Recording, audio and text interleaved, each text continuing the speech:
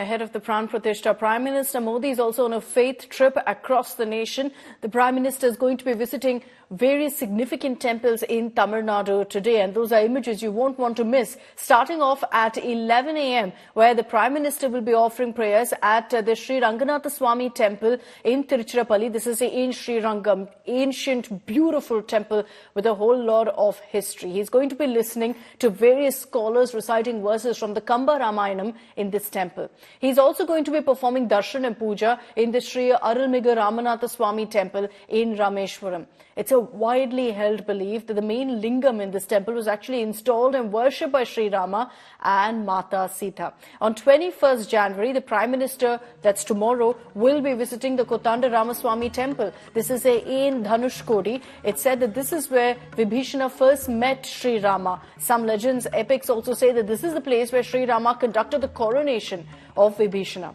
Earlier, the Prime Minister, remember, had visited the Kalram Mandir in Nashik, situated at the banks of Godavari in Panchvati, and offered prayers. He also visited the historic Veerabhadra temple in Lipakshi of Andhra Pradesh, which has immense significance in Ramayana with its Jatayu episode. Then in Kerala, he visited the Sri Krishna temple in Guruvayur and the Triprayar Sri Ramaswamy temple.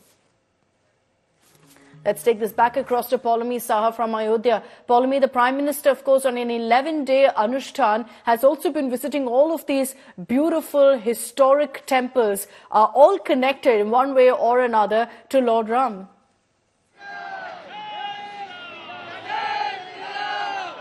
That's right. I'll ask Prem, my camera person, to probably stay with some of these pictures as we get, like I was speaking earlier, of busloads of devotees who are, of course, reaching Ayodhya to pay their obeisance at the Ramlalla idol, which will be, of course, installed at the Garbhagriha. It already has been, but the consecration ceremony is to happen on the 22nd of January. But yes, the Prime Minister, of course, has been, in fact, holding some very strict rituals, including sleeping on the floor on a blanket, and then, of course, just living off coconut water. He has been known to maintain very rigorous fasting rituals during the Navratras as well, every year for several years now, for 9 days, and that's exactly what he's doing for the 11 days leading up to the Pran Prathishtha as well. And then, of course, visiting several temples across the country, especially in the southern part of India, which have their links and association